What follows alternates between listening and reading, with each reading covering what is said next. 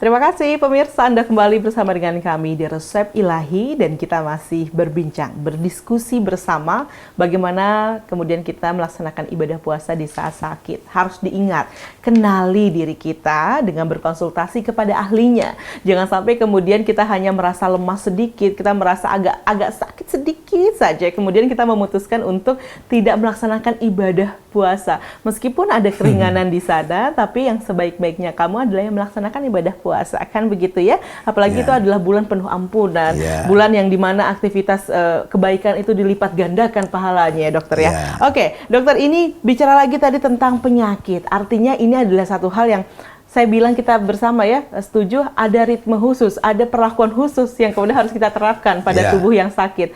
Berupa salah satunya adalah bagaimana kita bisa mengatur asupan gizi untuk orang yang sakit saat berpuasa. Silahkan dokter. Iya, coba Irma pikirin ya, berpuasa kurang lebih 14 jam sehari. Ya, dari terbit fajar sampai matahari terbenam, itu rata-rata 14 jam.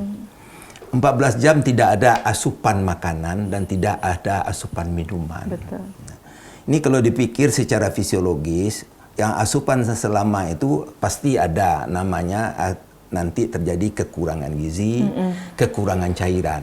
Kekurangan cairan itu disebut dehidrasi. Dehidrasi, betul. Nah, dehidrasi itulah yang terjadi ya. Nah, sekarang yang kedua kita sakit. Ya. Kita sakit ya. Yang pertama tadi kita puasa, ini beban fisik bukan main, gangguan fisiologisnya. Nah, ini yang kita atur. Nah, bagi umat muslim itu ada tuntunan. Nah, gizi umat muslim adalah gizi halalan toiban. Halal dan toib untuk tubuh. Halal artinya gizi yang dibolehkan. Toib adalah gizi yang bermanfaat untuk tubuh. Nah, ini ada 6 komponen zat gizi. Karbohidrat, protein, lemak, vitamin, mineral, dan air. 3 pertama itu disebut makronutrien, 3 terakhir itu disebut mikronutrien. Nah, yang makronutrien itu syarat sah untuk tumbuh kembang, pembangunan fisik tubuh. Ya, karbohidrat itu yang utama di situ glukosa. Nah, yang kedua protein itu asam amino. Kalau lemak itu asam lemak dan kolesterol. Itu zat-zat yang dibutuhkan oleh tubuh manusia. Nah, sekarang kebiasaan manusia makan tuh ada 3 kebutuhan sebenarnya. Nah, ini Irma nanti pasti terkejut dengar ini. Pertama adalah kebutuhan selera. Nggak cocok selera kita nggak mau makan. Betul, ya kan? Setuju. Aku yang susah milih-milih makanan dokter. Benar-benar. Yang kedua kebutuhan perut. Nah ini. Jadi kalau kebutuhan selera indikasinya kenikmatan, ya keenaan. Kalau kebutuhan perut indikasinya kekenyangan. Kalau tidak kenyang orang tidak berhenti makan. Betul. Dalam bahasa Minang juga ada itu. Apa tuh? Kok makan batambuah, kok lalok bakaruah. Artinya adalah kalau makan itu selalu bertambah. Karena kekenyangan dia tidur ngorok. Supaya bisa tenang tidur. Itu gitu. Kebutuhan perut. Yang ketiga baru kebutuhan zat gizi. Nah ini dia. Nah, yang 2 inilah kebutuhan selera, kebutuhan perut sinilah yang dipengaruhi hawa nafsu. Kebutuhan gizi orang tidak merasakan, tidak tahu dia. Nah ini yang akan diatur. Jadi kalau udah berpuasa Ramadan itu diatur.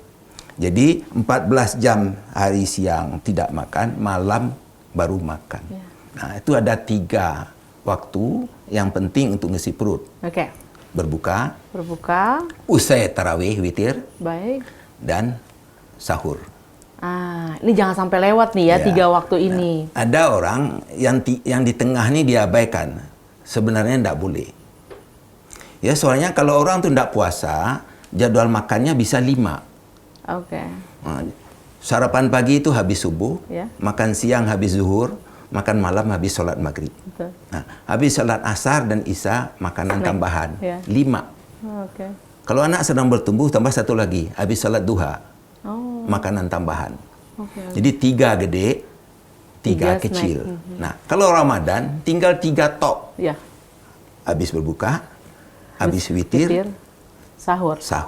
Itulah yang dikonsumsi. Tolong diingat, waktu berbuka utamakan yang tinggi karbohidrat, zat gula. Berbuka tinggi karbohidrat. Zat gula. Kalau bahasa kita sehari-hari itu tinggi yang manis-manis. Nah, contohnya itu ya, mudah kayaknya kita. Irma Anda suka makan kolak kali ya kalau berbuka. Suka-suka. Oke. Itu tidak salah, memang benar dalam ilmu gizi demikian. Baik. Nah, kalau bisa habis witir tuh makan tengah malam jam 9-10 itu, tuh tinggiin serat. Buah. Supaya besoknya buang air besarnya lancar.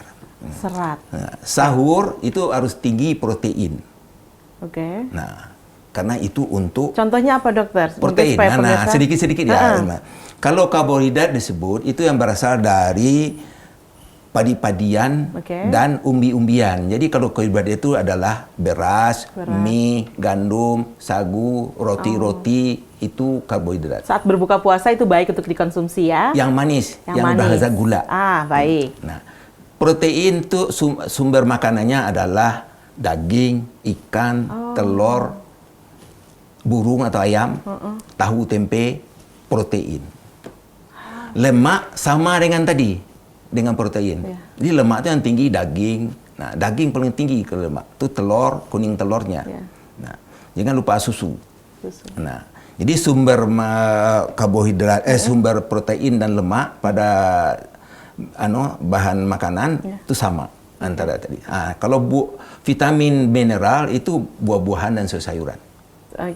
Nah, itu yang kita makan sehari-hari. Itulah rahmat Allah. Baik.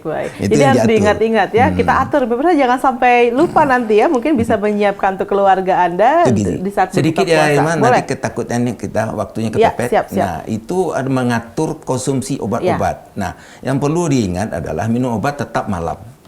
Ya, sebab kalau diganti siang, waktu aja ya. Diganti waktu aja. Yang ketiga adalah tindakan medik. Ini bekerja sama dengan dokter. Itu juga masih suka ada keraguan dokter. Ini bagaimana? Ya, banyak banget apa yang kita lihat. Misalkan infus. Infus ini menjadi tanda tanya. Karena yang diberikan itu cairan. Betul. Tapi kalau infus indikasinya darurat, padahal orang yang mau juga puasa, boleh. Transfusi itu indikasinya darurat. Transfusi. Ya. Kalau operasi itu indikasinya kemampuan fisik. Operasi besar atau apa. Tapi biasanya kalau udah operasi, tidak mungkin dia puasa. Cuci darah itu juga. Tidak puasa. Nggak sanggup dia puasa. Nah, itulah tindakan-tindakan medik. Kalau suntik-suntik di otot itu boleh saja. Vaksinasi waktu... Iya, sempat ada keraguan tuh. Boleh nggak sih membatalkan puasa nggak? Vaksinasi waktu berpuasa boleh saja. Cuma ingat, sesuatu yang masuk ke rongga al-jauf, itu al-jauf itu dari kerongkongan sampai ke anus, saluran pencernaan, itu tidak boleh. Misalkan masuk kateter, batal puasanya. Nah, itulah ilmunya demikian. Kita ikuti itu supaya nilai-nilai berpuasa kita menjadi benar sesuai dengan syarat yang ditentukan. Cukup gitu ya, Irma. Luar biasa sekali dokter. Ini pembahasan kali ini sangat memberikan satu wawasan baru kepada kita semua dan juga yang paling penting sebenarnya dokter adalah bagaimana pembahasan ini menghilangkan keraguan-keraguan dari dalam diri seseorang ya. Karena ragu-ragu itu tidak baik. Kita harus memilih ya atau tidak. Nah, itu. Terima kasih dokter untuk kesempatannya dan pemirsa televisi Muhammadiyah dimanapun Anda berada. Terima kasih ya sudah bergabung bersama dengan kami. Semoga dapat menjalankan ibadah puasa dengan lebih baik lagi. Jangan lagi ada keraguan-keraguan. Tetap belajar karena itu yang akan membuat kita menjalani kehidupan ini dengan ilmu dan ilmu yang akan menyelamatkan kita dari kerugian. Terima kasih sudah menyaksikan program kami. Sampai jumpa lagi di episode berikutnya. Assalamualaikum warahmatullahi wabarakatuh. Waalaikumsalam.